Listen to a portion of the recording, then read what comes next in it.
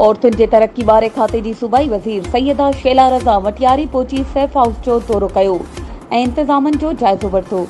उन मौक़े ते सूबाई वज़ीर सैयदा शेला रज़ा मीडिया सां ॻाल्हाईंदे चयो त सिंध जे 20 ज़िलनि में मज़लूम औरतुनि लाइ सेफ हाउस जो बाक़ाइदा बुनियाद रखियो वियो आहे, जिथे उन्हनि जी हिफ़ाज़त ऐं हर क़िस्म जी सहूलियत फ़राहम कई वेंदी आहे।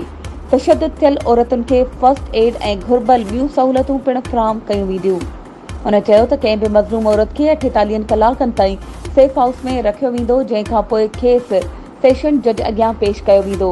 सूबाई वज़ीर चयो त औरतुनि लाइ प्लस लीगल एड तरफ़ां मुफ़्त क़ानूनी मशवरा पिणु ॾिना वेंदा।